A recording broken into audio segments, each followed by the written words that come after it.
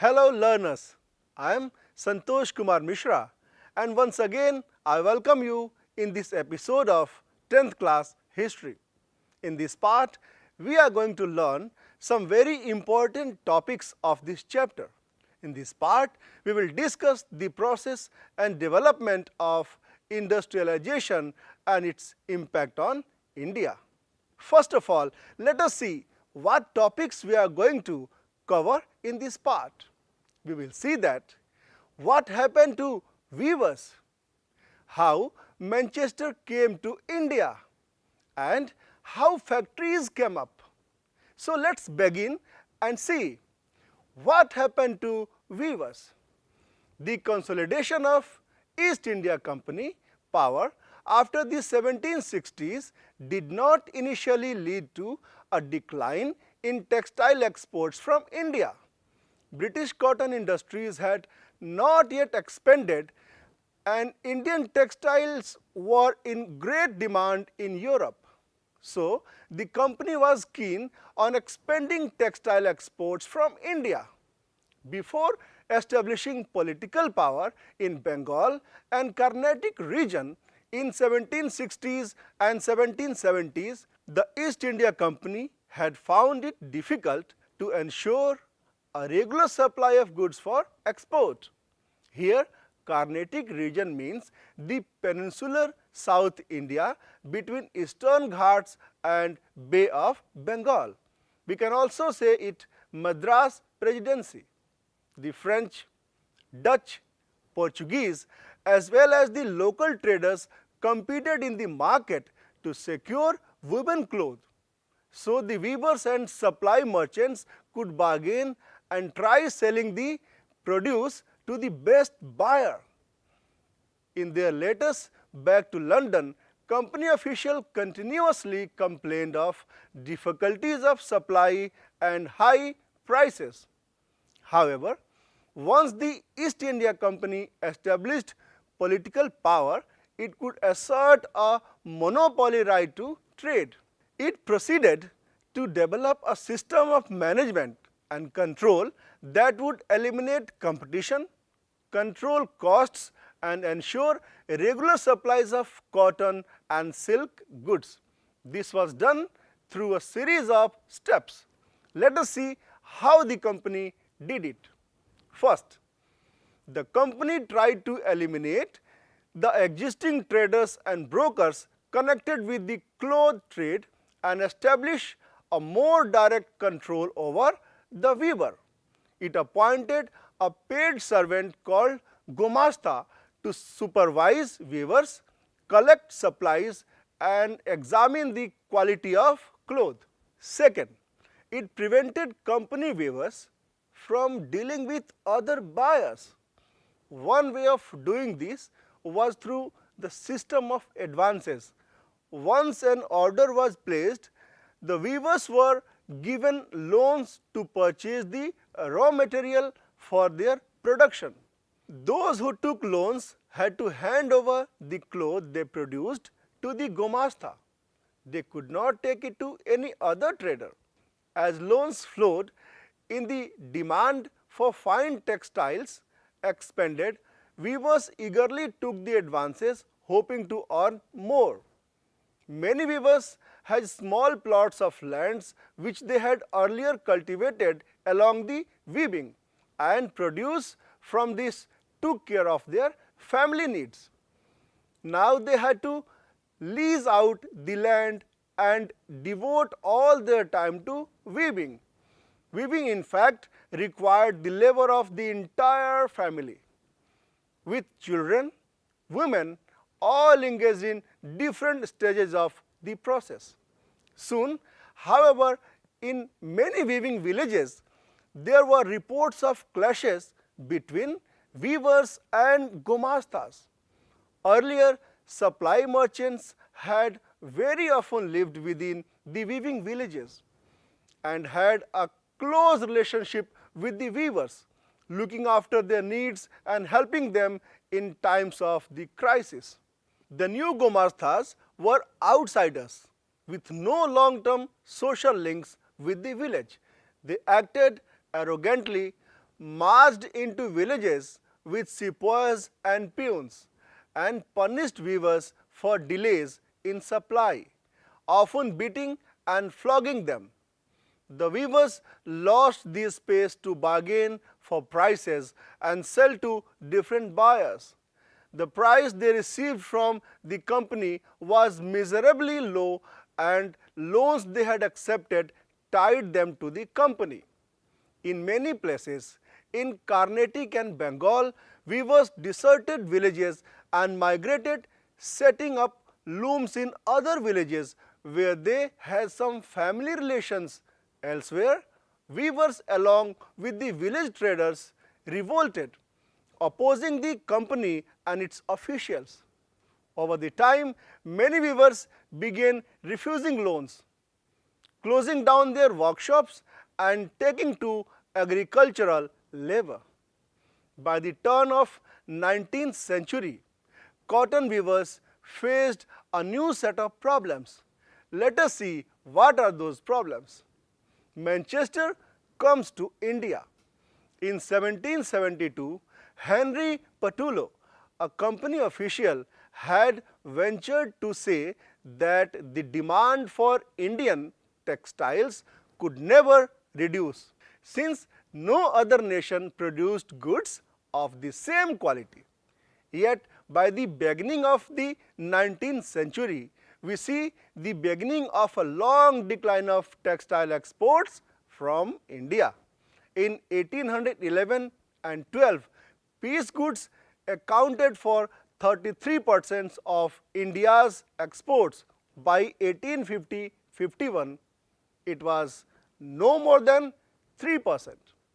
Why did this happen? What were its implications? Let's find out. As cotton industries developed in England, industrial groups began worrying about imports from other countries. They pressurized the government to impose import duties on cotton textiles so that Manchester goods could sell in Britain without facing any competition from outside.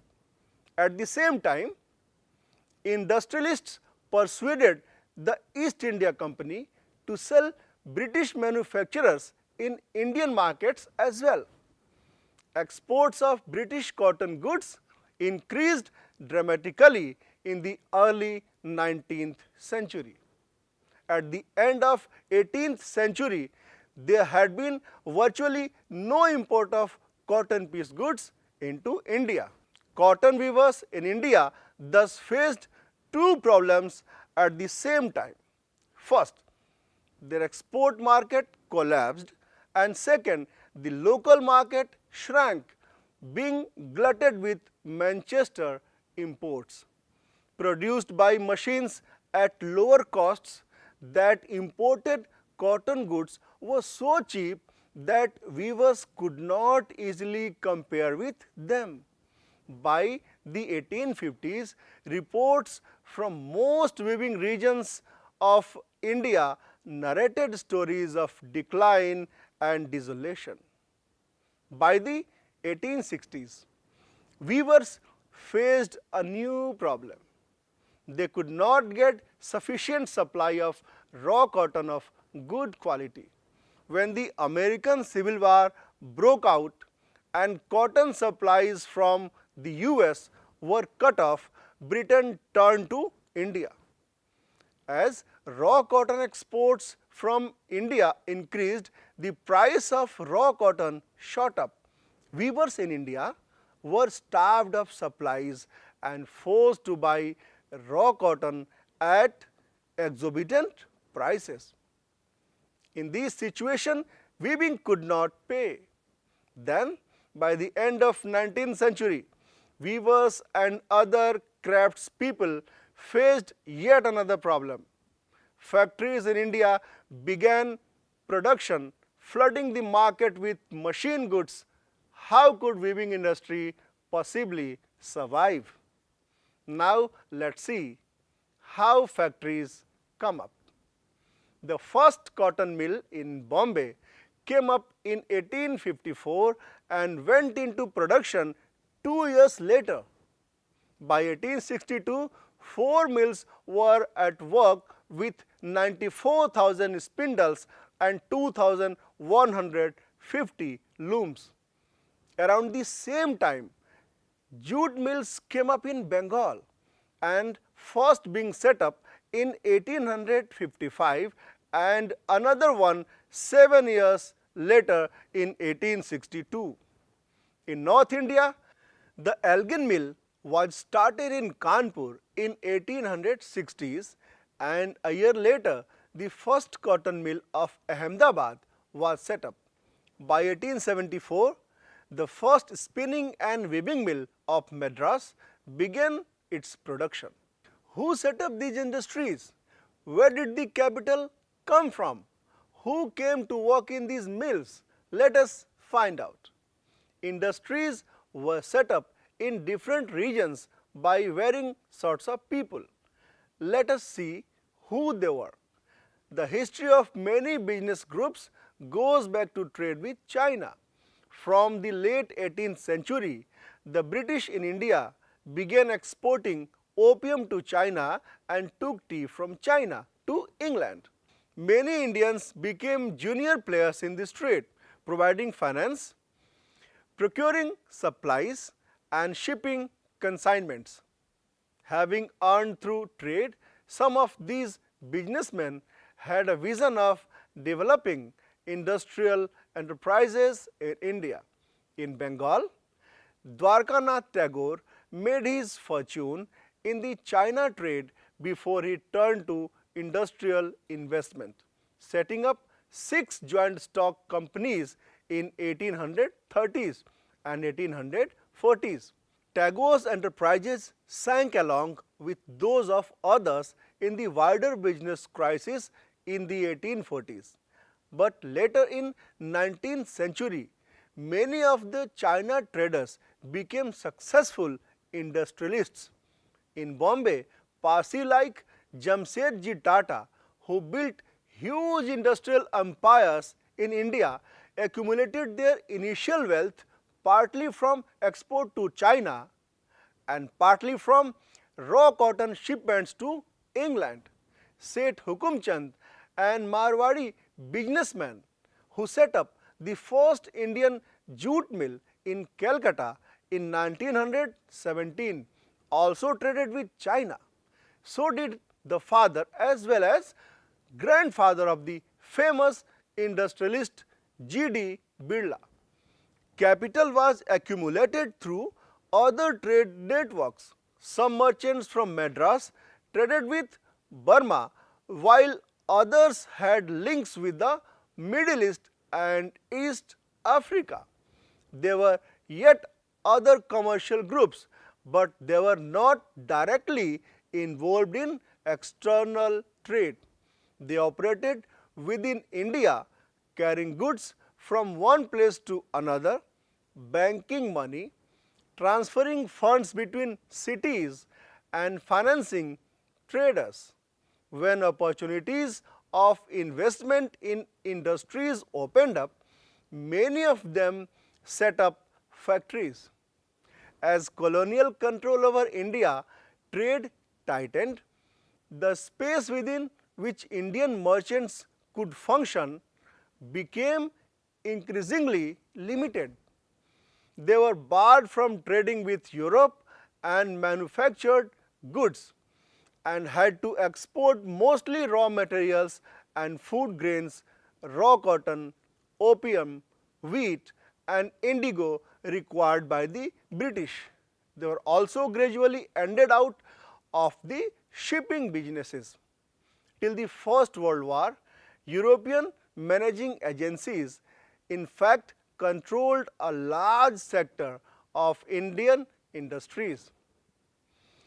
3 of the biggest ones were Bird Hagler and Company, Andrew Yule, and Jardine Skinner and Companies. These agencies mobilized capital, set up joint stock companies, and managed them.